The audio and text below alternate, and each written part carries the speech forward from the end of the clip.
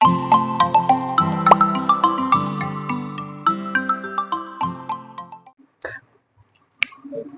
का हमारा टॉपिक क्या है? हेनरी का नियम। हेनरी ने क्या बोला? सबसे पहले एक हमने यहाँ बीकर ले लिया। इस बीकर में हमने कोई भी द्रव भर दिया। क्या भर दिया हमने यहाँ पर? द्रव। जैसे कि हमने जल भर दिया है। अब हमको क्या करना है?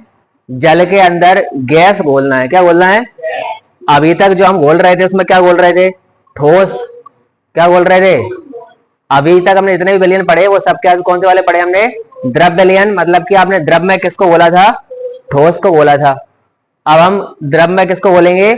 गैस को बोलेंगे। ठीक है, तो जब हमने यहाँ पर क्या बोल दिया? गैस बोल दी। क्या बोल दी? अब बताओ, गैस जल में घुल सकती है क्या? घुल सकती है क्या? नहीं घुल सकती। क्यों नहीं घुल सकती? इतने काम चल रहे हैं। सोडा वाटर तुमने पिया होगा, उसमें क्या होता है? गैस होती है। क्या होती है? जो जीव जंतु होते हैं जो पानी के अंदर रहते हैं वो जीवित कैसे रहते हैं उसमें? क्योंकि उस पानी में क्या घुली रहती है? ऑक्सीजन घुली रहती है। क्या घुली रहती है? आपने सुना होगा बीओडी, ऑक्सीजन। हाँ बिल्कुल, ऑक्सीजन लेते हैं।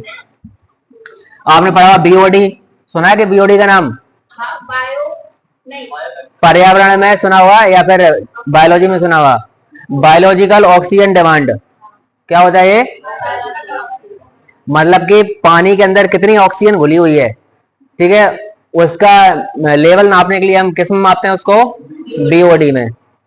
किस में मापा जाता है? इसका मान जितना ज्यादा होगा उसका मतलब उसमें उतनी ऑक्सीजन की कमी है। क्या है? जैसे कि तालाब है, तालाब में मछलियों को क्या सांस लेने के लिए ऑक्सीजन चाहिए। अब इसका मतलब है बायोलॉजिकल ऑक्सीजन डिमांड, मतलब कितने ऑक्सीजन की डिमांड है। यदि ज्यादा हो गई इसका इसकी वैल्यू तो बताओ इसका मतलब हमें ज्यादा डिमांड है उसकी। इसका मतलब उसमें पानी में ऑक्सीजन। टॉपिक तो पर्यावरण से रिलेटेड है, हमें नहीं पढ़ना है। हमें क्या पढ़ना है? द्रव में गैस की विलेयता। क्या पढ़ना हमको? कोई हमारे पास द्रव पदार्थ है, उसमें आप गैस घोल रहे हो, तो उसी के लिए हम लोग पढ़ते हैं हेनरी का नियम। तो पहला प्रश्न तो यही पूछा जाता है, द्रव में गैस की विलेयता से संबंधित कौन सा नियम है? तो हेनरी का नियम। तो हेनरी ने क्या बोला? हेनरी ने कहा कि यदि आप किसी गैस को द्रव में घोल रहे हो, किस में घोल रहे हो? तो गैस का मान लिया यहां पर एम ग्राम इसके अंदर घुल गया। कितने ग्राम? तो वो निर्भर करेगा या वो समानुपाती होता है उस गैस के द्वारा लगाए गए दाब के। किसके समानुपाती होता है? अब देखो होता क्या है, प्रकृति में जितनी भी गैसें हैं सभी गैसें क्या करती हैं? एक दाब लगाती हैं। जिस भी कंटेनर में उनको भरा जाता है उसके ऊपर वो क्या लगाती हैं? दाब लगाती हैं। जैसे आप यदि नाइट्रोजन गैस को या सीएनजी गैस को या एलपीजी को किसी भी कंटेनर में भर दो, सिलेंडर में भर दो, तो सिलेंडर की दीवार पर वो क्या लगाती हैं? दाब लगाती हैं। ये तुम लोग बचपन से पढ़ा हुआ तुम लोगों ने। ये सिलेंडर जो होता है, सिलेंडर गोल क्यों बनाया जाता है? बेलनाकार सिलेंडर होता है वो इस प्रकार से रहता है। ये हमने फिजिक्स में भी पढ़ा था। ये बेलनाकार आकृति क्यों बनाई जाती है? क्योंकि बेलनाकार आकृति जब बनाई जाती है तो उसमें ज्वाइंट कम होंगे। क्या कम होंगे? जैसे आप कोई चौकोर आकृति बनाओ तो उसमें आपको एक चीज इधर से लेयर जोड़नी पड़ेगी, इधर से कितने ज्वाइंट हो जाएंगे उसमें? 4। तो जब आप उसमें गैस भरोगे तो गैस ज्वाइंट पर क्या पड़ेगा? दबाव पड़ेगा। और ज्वाइंट पर क्या क्षेत्रफल कम होता है, तो पास्कल के नियम से वहां पर और ज्यादा दबाव पड़ता है। क्षेत्रफल कम है तो वहां ज्यादा दबाव और ज्यादा बढ़ जाता है। इसलिए उसको कैसे बनाया जाता है? इसमें क्या है, बीच में ज्वाइंट नहीं रहते हैं और यहाँ पर क्षेत्रफल भी सभी जगह क्या होता है? बराबर रहता है। इसलिए दबाव भी क्या होता है? सभी जगह एक जैसा रहता है। हम इसको गोलाकार भी बना सकते हैं। कैसा? लेकिन गोल गोल ऐसा इमेजिन करो, गोल गोल सिलेंडर हो। कैसे? हाँ, तुमने वहां रखा और रखते रखते कहाँ चला गया? वो आगे चला गया। तो उसमें फिर उसको हैंडलिंग में या उसको एक जगह से दूसरी जगह ले जाने में बहुत ज्यादा प्रॉब्लम हो जाएगी। इसलिए उसको बनाते हैं कैसा? बेलनाकार। तो जैसे ही किसी गैस को किसी बर्तन में भरा जाता है तो उस बर्तन की दीवार पर वो क्या लगाती है? दाब लगाती है। और उसी दाब को हम कहते हैं आंशिक दाब। क्या बोलते हैं हम लोग? अब हम किसी गैस को इसमें जल में घोल रहे हैं या द्रव में घोल रहे हैं, तो जिस गैस का आंशिक दाब जितना ज्यादा होगा वो गैस उतनी ज्यादा उसमें घुल जाएगी। मान लिया गैस का एम द्रव्यमान इसके अंदर घुल रहा है। कितना द्रव्यमान? तो वो m द्रव्यमान किसके समानुपाती होगा? उसके आंशिक दाब के। ये दाब किसका है? गैस का दाब है। और ये कौन घुल रहा है इसमें? गैस। तो यहाँ पर ये द्रव्यमान भी किसका होगा? गैस का द्रव्यमान होगा। ठीक है, तो हम ऐसा बोल सकते हैं कि गैस का घुला हुआ द्रव्यमान उसके द्वारा लगाए गए आंशिक दाब के समानुपाती होता है। या फिर इसी को हम ऐसा बोल सकते हैं कि जो द्रव्यमान होता है वो समानुपाती होता है किसके, या बराबर होता है एक्स गैस के। किसके? मोल प्रवाह के। किसके होता है? गैस के मोल प्रवाह के। यहां हमने गैस के दाब की बात की है, इसी को हम चेंज करके किसके रूप में लिख सकते हैं? उसको मोल प्रवाह के रूप में। हेनरी के नियम के अनुसार स्थिर ताप पर किसी गैस की द्रव्य विलेयता गैस के आंशिक दाब के समानुपाती होती है। तो देखो हम क्या लिख सकते हैं इसमें कि m गैस समानुपाती किसके है? p gas. यहां पर m है गैस का द्रव्यमान, या जितना द्रव्यमान गैस का उस जल में घुल गया या द्रव में घुल गया वो उसके मान, और p गैस कहलाएगा गैस का आंशिक दाब। जब हम समानुपाती के निशान को हटाएंगे तो क्या आ जाएगा? स्थिरांक, और एक आ जाएगा बराबर का निशान। तो हमने यहाँ पर लिख दिया स्थिरांक को k। क्या लिख दिया? k। यहाँ पर हमने लिख दिया p गैस।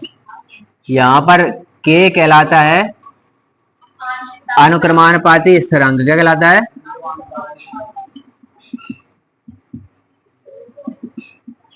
तो देखो जैसे जैसे हम गैस का दाब बढ़ाते जाएंगे वैसे वैसे गैस उसमें और घुलती जाएगी। ठीक है, दाब इधर की तरफ जाएंगे तो हम लोग दाब बढ़ रहा है, यहाँ पर जा रहे हैं तो उसका द्रव्यमान बढ़ रहा है, कितनी गैस उसमें घुल रही है। पहले गैस के द्वारा डाला गया दाब यदि 0 था तो द्रव्यमान कितना घुलेगा उसमें? 0। अब मान लिया कुछ ना कुछ इसके गैस के द्वारा कुछ दाब आया तो उसके द्वारा कुछ द्रव्यमान भी घुल जाएगा, तो दोनों का ग्राफ यहाँ पर मिलेगा आके। फिर यदि हम और दाब बढ़ा दें तो और द्रव्यमान बढ़ जाएगा। तो इस प्रकार से सीधी सरल रेखा बन जाएगी। क्या बन जाएगी ये? तो ये पी एम गैस और पी गैस में हो जाएगा ग्राफ। हेनरी के नियम को हम दूसरे रूप में भी व्यक्त कर सकते हैं, यानी कि मोल प्रवाह में। तो उसको भी लिख लो, व्यंजक हेडिंग डाल दो। पहले एक लाइन लिखो, माना द्रव के इकाई आयतन में गैस की मात्रा m ग्राम है, विलयन के साथ साम्यावस्था में गैस का दाब P है। हेनरी के नियम से, तो हेनरी ने बोला था कि m गैस समानुपाती होता है P गैस। यदि हम समानुपाती निशान को हटाएंगे तो यहाँ पर एक स्थिरांक आ जाएगा, उसको बोलेंगे हम लोग K। अब लिखो मत, इधर देख लो। अब तो m गैस बराबर क्या हो जाएगा? K into P gas. हमने क्या किया, इस पूरे समीकरण में m गैस से भाग दे दिया। किससे भाग दे दिया हमने? Capital M। किससे?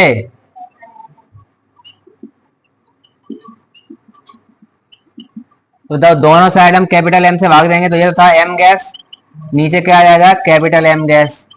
यहां पर क्या आएगा? K P गैस, और नीचे आ जाएगा M गैस। अब ये M होता है गैस का आणविक द्रव्यमान। क्या है ये? पहले हमारे पास गैस का द्रव्यमान था, हमने उसमें गैस के आणविक द्रव्यमान से भाग दे दिया, तो बताओ ये क्या बन जाएगा? द्रव्यमान बटे आणविक द्रव्यमान क्या होता है? मोलों की संख्या। तो ये बन जाएगा मोलों की संख्या। तो इस पूरी चीज को हमने लिख दिया क्या? मोलों की संख्या। किसके मोल हो जाएंगे ये? गैस के मोल। बराबर ये आ जाएगा K, क्या आ जाएगा? P गैस, और नीचे क्या आ जाएगा? M gas.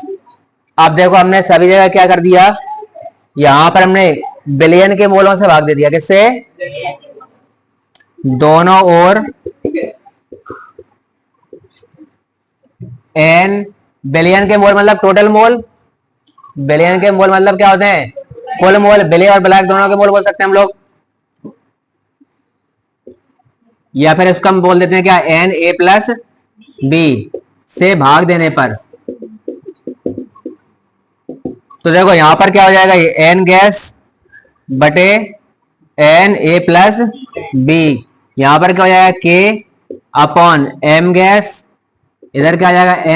Na plus B. ऊपर क्या बचेगा बताओ? बस P गैस। क्या बचेगा? अब ध्यान से देखो, यदि आपको मोलों की संख्या दी गई है क्या दी गई है? गैस के मोलों की संख्या दी गई है, और नीचे आपने टोटल बिलियन के मोल की संख्या लिख दी है, तो दोनों का अनुपात क्या कहलाता है? क्या कहलाता है? मोल प्रवाह क्या कहलाता है? तो इस पूरी चीज को हम लिख सकते हैं मोल प्रवाह। तो इसको हमने लिख दिया किसके मोल प्रवाह? गैस के मोल प्रवाह। अच्छा यहां पर ये आ जाएगा इधर, तो K upon M gas into, यहां पर और क्या आ जाएगा, यहां पर N A प्लस B, और बचेगा यहां पर क्या? P gas. इस पूरी चीज को इधर लेकर आए हम लोग, तो यहां बचेगा क्या? केवल P गैस, तो आ जाएगा P गैस। अच्छा इस साइड क्या चीज बची हुई है? X gas. जब इस पूरे समीकरण को इधर लेके आओ तो ये तो ऊपर आ जाएगा और ये K कहाँ आ जाएगा? नीचे। तो इसको हम लिख सकते हैं M gas into N A plus B upon K। अब देखो ध्यान से, M गैस का मतलब क्या है? कैपिटल M का मतलब गैस का आणविक द्रव्यमान। जब आप किसी द्रव में गैस को घोल रहे हो तो वो गैस हो सकता है ऑक्सीजन हो, नाइट्रोजन हो, सल्फर हो, वो सल्फर डाइऑक्साइड हो, कार्बन डाइऑक्साइड, कोई भी गैस हो सकती है। मान लिया कार्बन डाइऑक्साइड आप गैस घोल रहे हो, कौन सी घोल रहे हो? तो कार्बन डाइऑक्साइड गैस का सूत्र क्या होता है? CO2। क्या गैस घोलते समय या घोलने के बाद उसका सूत्र बदल जाएगा क्या? वो तो हमेशा CO2 रहेगा। जब CO2 रहेगा तो कार्बन का वजन होता है 12, ऑक्सीजन का होता है 16, 2 का गुणा कर दो, टोटल वजन आएगा 44। कितना? तो गैस का द्रव्यमान तो आणविक द्रव्यमान तो 44 रहेगा। इसका मतलब M गैस का मान ये हमेशा स्थिर रहेगा। क्या रहेगा? ये हर एक गैस पर निर्भर करेगा कि आपने कौन सी गैस घोली है। दूसरा देखो ये क्या चीज है? मोलों की संख्या। यदि आपने किसी बिलियन में या द्रव में गैस को घोल दिया, उसके बाद होता उसके मोलों की संख्या में कोई परिवर्तन हुआ क्या? नहीं हुआ। तो ये भी क्या है? स्थिर। और ये भी क्या चीज था? स्थिर। तो सभी को हम मिला देते हैं, एक बड़ा सा स्थिरांक बना देते हैं। क्या बना देते हैं? तो इसको हम बोल सकते हैं P गैस बराबर K, क्या बोल दिया हमने? अच्छा इस स्थिरांक को हमने नीचे लगा दिया H, हेनरी की आत्मा को शांति प्रदान करने के लिए। क्या लगा दिया हमने? इसलिए इसको बोलते हैं हेनरी स्थिरांक। क्या कहते हैं? और यहां पर आ जाएगा X गैस। आपको पता है यदि आप समानुपातिक निशान को हटाते हो स्थिरांक आता है, तो बताओ यदि स्थिरांक को हटाओ तो क्या आएगा? समानुपातिक निशान। तो हम ऐसा बोल सकते हैं P गैस समानुपातिक X गैस, जहां पर KH कहलाता है हेनरी कांस्टेंट या हेनरी स्थिरांक, हेनरी नियतांक। ठीक है, तो हेनरी के नियम को हम एक तरह से और बोल सकते हैं क्या? कि जो गैस के द्वारा लगाया गया दाब है वो किसके समानुपाती होगा? गैस के मोल प्रवाह। कितने गैस के मोल प्रवाह उस द्रव में घुल गए हैं उसके समानुपाती होता है। दोनों तरह से इसको बोल सकते हैं, या तो बोल सकते हैं हम लोग M गैस समानुपाती P गैस, या फिर हम बोल सकते हैं P गैस समानुपाती X गैस। न्यूमेरिकल जब भी पूछे जाएंगे तो हमेशा कौन से वाले से पूछे जाएंगे? इससे पूछे जाएंगे, क्योंकि मोल प्रवाह का मान निकालने को बोला जाएगा या वो दाब निकालने को पूछेंगे वो। तो सोचो कि यदि हम तापमान बढ़ा दें तो तापमान बढ़ाने से द्रव में गैस कम घुलेगी या ज्यादा घुलेगी? तापमान बढ़ाने से गैस कम घुलती है। तुमने देखा होगा कोल्ड ड्रिंक की बोतल, उसमें कार्बन डाइऑक्साइड घुली रहती है। यदि उसका तापमान ज्यादा हो, गर्म बोतल लेकर आओ आप, तो पीने में मजा आएगा क्या? क्यों? पूरी गैस उसकी क्या हो गई होगी? निकल गई होगी। उसमें मतलब अच्छे से नहीं घुली होगी। तुम जैसे ढक्कन खोलोगे तो निकल जाएगी वो। यदि आप उसी को ठंडी बोतल लेकर आओ तो क्या होगा? तो उसमें गैस अच्छे से घुली होगी, और गैस अच्छे से घुली होगी तो फिर क्या होगा? जब पियोगे उसके बाद बढ़िया नाक झंडाएगी तुम्हारी। अतः किसी विलयन में गैस के मोल प्रवाह उस विलयन के ऊपर उपस्थित आंशिक दाब के समानुपाती होते हैं। अच्छा हो सकता है तुमसे KH की इकाई पूछ लें, तो KH की इकाई कैसे निकालेंगे हम लोग? सूत्र ये लिखा हुआ है M गैस बराबर KH इंटू X गैस। तो KH बराबर क्या हो जाएगा? जो P gas upon X gas. P मतलब है दाब, X मतलब मोल प्रवाह। मोल प्रवाह की इकाई क्या होती है? इकाई रहित दाब की इकाई क्या होती है? स्टैंडर्ड इकाई ATM। तो बताओ KH यानी कि हेनरी के स्थिरांक की इकाई क्या हो जाएगी? ATM या फिर बार। क्या? हेनरी स्थिरांक का मान गैस की प्रकृति, विलायक की प्रकृति तथा ताप पर निर्भर करता है। तो देखो KH का मान किस किस पर निर्भर करता है? विलायक की प्रकृति पर, गैस की प्रकृति पर और तापमान पर। जैसे जैसे आप तापमान बढ़ाते जाओगे वैसे वैसे KH का मान परिवर्तित होता जाएगा, ठीक है। और पदार्थ की प्रकृति पर कैसे? जैसे कि आप जल के अंदर गैस को घोल रहे हो, किसको घोल रहे हो? तो हो सकता है कि कोई गैस जल के साथ हाइड्रोजन बंध बना ले, तो जब हाइड्रोजन बंध बना लेगी तो उसमें उसकी घुलनशीलता बढ़ जाएगी, और हाइड्रोजन बंध नहीं बना पाएगी तो उसकी घुलनशीलता कम हो जाएगी। तो ये निर्भर करता है कि आपने कौन सा विलायक लिया है और किसके साथ किस प्रकार के बंध बन रहे हैं। तो किस पर निर्भर करता है ये? इसकी प्रकृति पर, ठीक है। अच्छा, तापमान पर, तापमान पर कैसे निर्भर करता है? यदि आप किसी भी गैस, किसी भी विलयन में तापमान का मान बढ़ाओगे तो गैस की विलेयता क्या हो जाएगी? कम हो जाएगी। और दूसरा, दाब बढ़ाओगे, क्या बढ़ाओगे? दाब बढ़ाने से विलेयता बढ़ जाती है। दाब बढ़ाने से विलेयता, एक पानी की बोतल है, ठीक है, आप उसमें कार्बन डाइऑक्साइड घोल रहे हो, तो बताओ पानी ठंडा होना चाहिए या गर्म? ठंडा होना चाहिए। कैसा? चिल्ड, जितना ज्यादा चिल्ड रहेगा उतनी गैस उसमें अच्छे से घुलेगी। और यदि दाब जितना ज्यादा रहेगा, आप उसमें प्रेशर लगा लगा के क्या घोल रहे हो? गैस, तो उतना ज्यादा आप क्या घोल सकते हो? उसमें गैस घोल सकते हो, ठीक है। तो नेचुरली यदि जबरदस्ती उसमें गैस घोलना चाहे तो तापमान क्या होना चाहिए? कम। क्या होना चाहिए? ये बहुत इंपॉर्टेंट पॉइंट है। यदि आप किसी गैस में, किसी द्रव में गैस को घोल रहे हो और जबरदस्ती आप गैस घोलना चाहते हो तो तापमान क्या होना चाहिए? कम। दाब क्या होना चाहिए? ज्यादा। लेकिन यदि वो आदर्श गैस है, कैसी गैस है? तो वो अपने आप घुल जाएगी। वो उसमें जब अपने आप घुल जाएगी इसका मतलब उसमें तापमान क्या होना चाहिए? ज्यादा, और दाब क्या होना चाहिए? कम होना चाहिए। हम उसको यदि जबरदस्ती घोल रहे हैं तब तापमान क्या कर रहे हैं? उसका कम कर रहे हैं। लेकिन यदि अपने आप घुल रही है गैस तो इसका मतलब ज्यादा तापमान पर और कम दाब पर भी उसमें क्या हो जाएगी? वो घुल जाएगी। हेनरी के नियम की सीमाएं, तो देखो हमने राउल्ट के नियम की सीमाएं पढ़ी थी, याद है तुम लोगों को? राउल्ट का नियम कब लागू होता था? जब विलयन कैसा हो? तनु विलयन हो, और विलय तथा विलायक आपस में रासायनिक रूप से क्रिया नहीं करना चाहिए, विलय के अणुओं का संगुणन या वियोजन नहीं होना चाहिए। ठीक वही सारी सीमाएं इसमें भी आ जाएंगी। क्या? विलयन कैसा होना चाहिए? तनु होना चाहिए। दूसरा, यहाँ पर जो विलय है, विलय मतलब गैस आप घोल रहे हो, उसका संगुणन या वियोजन नहीं होना चाहिए, रासायनिक रूप से वो क्रिया नहीं करना चाहिए। और एक इंपोर्टेंट पॉइंट कौन सा? कि यदि वो आदर्श गैस है, कैसी गैस है? तो तापमान अधिक, दाब कम होना चाहिए, ठीक है। अच्छा, तुमसे यदि पूछा जाए कि गर्मियों के दिनों में मछलियां पानी में रहना ज्यादा पसंद करेंगी या सर्दियों के दिनों में? जो भी जलीय जीव जंतु होते हैं उन्हें सर्दियों में पानी में बड़ा आनंद आता है, क्योंकि उन्हें ज्यादा मेहनत नहीं करनी पड़ती। जितनी ज्यादा सर्दी होगी इसका मतलब तापमान कम है। तापमान कम है मतलब गैस पानी में ज्यादा विलय होगी, तो ऑक्सीजन भी उसमें ज्यादा विलय होगी, तो आसानी से वो सांस ले सकती है। लेकिन जितना ज्यादा गर्म पानी होगा उसमें से ऑक्सीजन बाहर निकल जाएगी और उनको सांस लेने के लिए क्या होगा? ऊपर की साइड आना पड़ेगा ज्यादा, ठीक है। हेनरी के नियम के अनुप्रयोग, तो देखो हेनरी के नियम का उपयोग हम कहाँ कहाँ करते हैं, या फिर हेनरी के नियम का उपयोग हम कहाँ कहाँ देखते हैं, हमें वो लिखना है, ठीक। सबसे पहला तो क्या है? कार्बोनेटेड ड्रिंक, जितने भी शीतल पेय होते हैं, क्या होते हैं? शीतल पेय मतलब कोल्ड ड्रिंक्स। तो जितने भी कोल्ड ड्रिंक्स हैं उनमें क्या है? द्रव अवस्था में क्या है? पानी। पानी में घुला क्या है? कार्बोनेटेड, यानी कि कार्बन डाइऑक्साइड। जो कार्बन डाइऑक्साइड हम लोग बाहर निकालते हैं, बेकार हो जाती है शरीर से, हम लेते क्या? ऑक्सीजन। बाहर क्या छोड़ते हैं? उसी कार्बन डाइऑक्साइड को फिर से लेते हैं, घोल के पी जाते हैं फिर। लेकिन हमें ये काम करने में बड़ा मजा आता है और इसके पैसे भी देते हैं हम लोग। इससे अच्छा अपना देसी नींबू पानी पियो, दही, हाँ, गन्ने का जूस पियो, लस्सी, छाछ। हाँ, तो पहला इसका उपयोग हम कहाँ करते हैं? कार्बोनेटेड शीतल पेय बनाने में। दूसरा समझ लो, जैसे गहरे समुद्र में हम जाते हैं, कहाँ जाते हैं? गहरे समुद्र में जब गोताखोर जाते हैं तो जब समुद्र में जाएंगे तो क्या होगा? हमें पता है, आपने 11th में भी पढ़ा हुआ कि पृथ्वी की सतह पर कोई इंसान यदि खड़ा हुआ है तो उसके ऊपर एक दाब लगता है। क्या लगता है? वो दाब कितना होता है?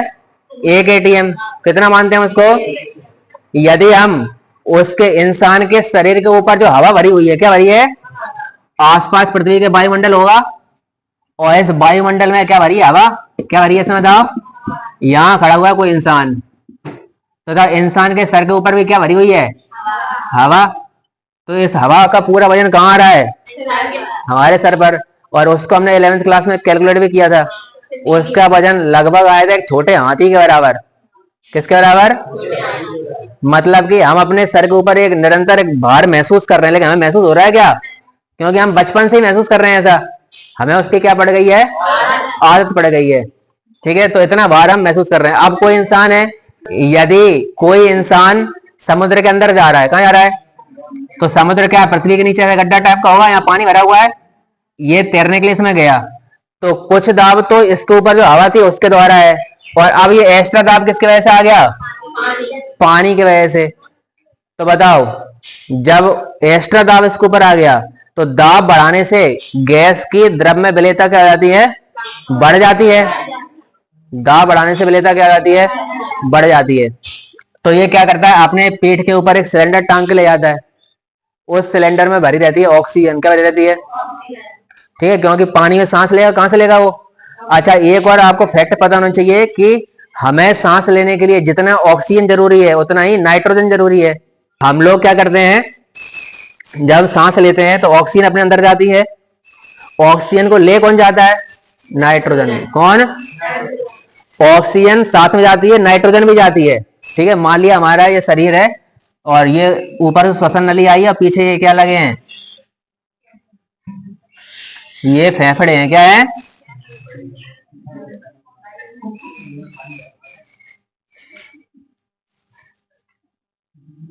तो देखो, इसमें डेंड्राइट वगैरह बहुत सारी चीज रहती है। तो यहां तक जब ऑक्सीजन आती है तो ऑक्सीजन के साथ साथ कौन आता है? नाइट्रोजन भी आती है, क्योंकि नाइट्रोजन क्या करती है? दबाव क्रिएट करती है। क्या करती है? यदि नाइट्रोजन आसपास वायुमंडल में नहीं होगी तो हम ऑक्सीजन भी नहीं ले पाएंगे।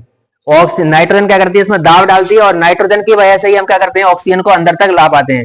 यहां तक जैसे ऑक्सीजन नाइट्रोजन आई तो हमारा जो हमारे फेफड़े हैं, लंग्स, उन्होंने क्या किया? केवल ऑक्सीजन को ले लिया अंदर, और नाइट्रोजन से क्या कहा? Tata bye bye. तो नाइट्रोजन कहाँ? यहां से क्या आ गई? वापस आ गई। ठीक है, लेकिन नाइट्रोजन का काम तो है, नाइट्रोजन ना हो तो ऑक्सीजन यहां तक पहुंचेगी क्या? जब ऑक्सीजन यहां तक नहीं पहुंचेगी तो हम सांस नहीं ले पाएंगे। तो जब भी कोई गोताखोर पानी में नीचे तैरने जाता है तो उसके सिलेंडर में ऑक्सीजन घुली ऑक्सीजन रहती है, साथ ही साथ क्या रहती है उसमें? नाइट्रोजन भी थोड़ी सी मिक्स रहती है। अब बताओ, ये सिलेंडर लेके इसमें गया, लेकिन हुआ क्या? जैसे ये ज्यादा नीचे जाएगा तो इसके ऊपर एक एक्स्ट्रा पानी के द्वारा दाब डाला जाएगा, और हेनरी भाई साहब कह गए थे जितना ज्यादा दाब उसके ऊपर डाला जाएगा उतनी ज्यादा गैस द्रव के अंदर विलय हो जाएगी। अब ये ऑक्सीजन तो ले रहा था, क्या ले रहा था? नाइट्रोजन केवल फेफड़े तक आ रही थी, लेकिन दाब अधिक होने की वजह से पानी का दाब भी पड़ रहा है ऊपर, तो वो नाइट्रोजन भी कहां चली गई? अंदर। कहां चली जाती है वो? और फेफड़े के थ्रू अंदर जाएगी, और अंदर जाके वो अपने रक्त में घुल जाती है। किसमें घुल जाती है? अब चली गई अंदर, कोई दिक्कत नहीं। जैसे लेकिन वो इंसान बाहर आएगा, अब वो नाइट्रोजन कहां निकलने की कोशिश करती है? बाहर। और वो बाहर नहीं निकल पाती, वो बाहर निकलती है ज्वाइंट से। कहां से? जहां भी ज्वाइंट रहते हैं वहां से बाहर निकलने की कोशिश करती है, तो ज्वाइंट पर भयंकर दर्द होता है, और ऐसे बीमारी बोलते हैं। उस बीमारी का नाम है बेंड्स। क्या नाम है इसका? तो बेंड्स नाम की बीमारी हो जाती है। फिर जब नाइट्रोजन बाहर निकलती है तो उसमें भयंकर दर्द होता है फिर इंसान को। इसलिए जो गोताखोर होते हैं, गोताखोर के सिलेंडर में ऑक्सीजन के साथ नाइट्रोजन नहीं मिलाते हम लोग, नाइट्रोजन की मात्रा थोड़ी कम कर देते हैं, हम नाइट्रोजन की जगह हीलियम डाल देते हैं। क्या डाल देते हैं? हीलियम क्या है? एक अक्री गैस है। अक्री गैस है तो भले उसमें घुल भी जाए तो आसानी से बाहर निकल जाती है, कोई दिक्कत नहीं आती उसमें। ठीक है, तो यहाँ भी किस नियम का इस्तेमाल हो रहा है? हेनरी के नियम का इस्तेमाल। तीसरा उपयोग देखो इसका, आपने देखा होगा कभी ऊंचाई पर गए हो आप लोग, पहाड़ वहां पे, कैला देवी, वैष्णो देवी, हाँ, जो ऊंची ऊंची जगह है, यहाँ पर तुम यदि कभी जाओ तो वहां चलते चलते वहां पहुंचने में घबराहट होने लगती है। कारण ये देखो, ये है पृथ्वी। क्या है? पृथ्वी के ऊपर यह है कोई पहाड़, क्या है? पर्वत। हाँ, पृथ्वी के ऊपर ही तो रहता है, और कहा नीचे है वो? पृथ्वी के सतह के ऊपर है ये। अच्छा, यहाँ पर कोई एक मंदिर है, मान लिया कैला देवी का मंदिर है, ठीक है, आपको यहाँ घूमने जाना है, तो तुम यहाँ पर गए, देखो हमारे पृथ्वी के आसपास क्या भरा हुआ बताओ? वायुमंडल। वायुमंडल में गैस भरी हुई है, गैस के द्वारा दाब हमारे शरीर के ऊपर डाला जा रहा है। तो हम यहाँ जमीन पर खड़े हुए हैं, यहाँ पर खड़े हुए हैं, तब तक तो इस पर बराबर एक एटीएम का दाब डाला जा रहा है। लेकिन जैसे जैसे आप ऊपर की तरफ गए तो ये गैस की मात्रा कम रह जाएगी, तो लगने वाला दाब क्या हो जाएगा? कम। अरे लगने वाला दाब क्या हो जाएगा? कम। जब दाब कम होगा तो आसानी से आप सांस ले सकते हो क्या? नहीं। तो ऑक्सीजन जो आप आसानी से यहाँ धरती पर ले रहे थे, जितना आप ऊपर जाओगे वहां पर ऑक्सीजन की मात्रा कम होती जाएगी। जब ऑक्सीजन की मात्रा कम हो जाएगी तो घबराहट होने लगेगी, जी में चलाएगा। जिनको सांस की बीमारी होगी, ठीक है, उन्हें ज्यादा दिक्कत आएगी फिर, ठीक है। अच्छा, आपने देखा होगा हमारे जो कान होते हैं, कान का काम क्या है? सुनना। सुनने से भी ज्यादा इसका काम क्या है? शरीर का बैलेंस बनाए रखना। तो जब आप किसी फ्लाइट में बैठते हो या एरोप्लेन में बैठते हो तो वहां पर क्या हो जाएगा? दाब कम हो जाएगा। दाब कम होगा तो हमें ऑक्सीजन की मात्रा कम मिलेगी। तो हम क्या करेंगे? अपने कान के द्वारा बैलेंस बनाने की कोशिश करते हैं। इसलिए क्या किया जाता है, जब भी कोई यात्री उसमें बैठता है उससे पहले उसे च्युइंगम दी जाती है। या फिर आप किसी पहाड़ वगैरह पर जाओ तो च्युइंगम चबाते हुए जाओ। च्युइंगम चबाओगे तो क्या हुआ, जो बाहर का जो दाब है अपने कान के द्वारा वो एक बैलेंस बनता जाएगा वहां पर, तो आपको घबराहट कम होगी, आपके नाक में से खून नहीं निकलेगा। जब आप एकदम से ऊपर जाओ या नीचे जाओ तो कानों में सुन्न सी कुछ अजीब सा होता है। वो किसकी वजह से होता है? क्योंकि कान क्या करते हैं, बाहर बैलेंस बनाने की कोशिश करते हैं लेकिन बन नहीं पाता बैलेंस वो। और जैसे तुम उसको रौंथ करते हुए जाओगे ऐसे, ठीक है, तो रौंथ से क्या हुआ, वो तुम्हारे बैलेंस। अच्छा, यदि हम ज्यादा समय तक ऊंचाई वाले स्थानों पर रहते रहे तो हमें क्या हुआ, सांस लेने में दिक्कत आती रहेगी। सांस लेने में दिक्कत आएगी मतलब ऑक्सीजन का लेवल हमारे अंदर कम पहुंच पा रहा है। जब ऑक्सीजन कम पहुंच पाएगा तो हमारा ब्रेन कम काम करेगा, हमारे जो सेल्स होती हैं, ऊतक वगैरह होते हैं, उनको कम काम करना स्टार्ट कर देते हैं और धीरे धीरे हमारी मेमोरी लॉस होती जाती है, ठीक है, मेमोरी कम होती जाएगी। तो उसी बीमारी को हम बोलते हैं एनोक्सिया। क्या कहते हैं? ज्यादातर उन लोगों को होती है जो पहाड़ी क्षेत्रों में रहते हैं। कुछ न्यूमेरिकल लिख लो, उसके बाद चैप्टर खत्म करते हैं इसको भी। वायु, एक वायुमंडलीय दाब पर 80% नाइट्रोजन तथा 20% ऑक्सीजन रखती है।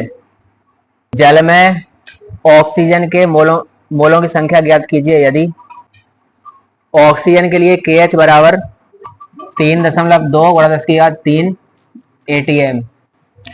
चलो, तो इसमें दिया क्या गया है कि वायु में क्या क्या चीज है? एक वायुमंडलीय दाब पर 20% तो ऑक्सीजन है, 80% नाइट्रोजन है। तो हमको निकालना है मोल फ्रैक्शन, यानी कि मोल प्रवाह किसके निकालना है? ऑक्सीजन के। किसके निकालना है? ऑक्सीजन के लिए हमें KH का मान दिया गया है। तो कौन सा नियम लगाएंगे हम लोग? हेनरी का नियम। किसका लगाएंगे? हेनरी का नियम क्या कहता है?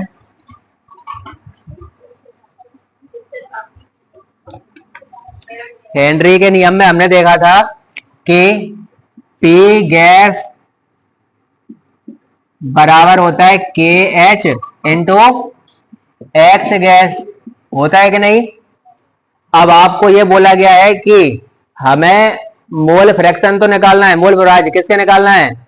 ऑक्सीजन के। किसके? तो यहाँ गैस के कौन सी गैस आएगी? ऑक्सीजन आएगी कि नाइट्रोजन आएगी? ऑक्सीजन। तो यहाँ दाब भी किसका लेना पड़ेगा? ऑक्सीजन का दाब लेना पड़ेगा। अच्छा, KH का मान दिया गया ऑक्सीजन के लिए, दाब का मान हमें निकालना है। अच्छा बताओ, टोटल दाब हमें दिया गया एक वायुमंडल, कितना है? उसमें से 80% तो नाइट्रोजन है, 20% क्या है? तो जब एक ATM दाब है तो उसमें से 80% दाब तो किसकी वजह से होगा? नाइट्रोजन की वजह से। और 20% दाब किसकी वजह से होगा? तो बताओ, ऑक्सीजन की वजह से दाब कितना हो जाएगा? 0.2। 80% निकालेंगे तो कितना? 0.8 आएगा। तो हम यहाँ पर दाब लिखेंगे किसका? ऑक्सीजन का दाब कितना आएगा? 0.2, ठीक है। कितने का? एक ATM का दाब।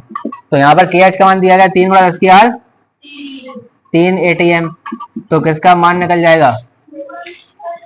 तो बताओ, यहां से आ जाएगा मोल फ्रैक्शन या इसके मोल प्रवाह। तो 0.2 बटे 3.2 × 10³ 3 दशमलव कैंसिल। अब इसको सॉल्व कर लो। यानी कि 62.5 और एटीएम में था, किसमें था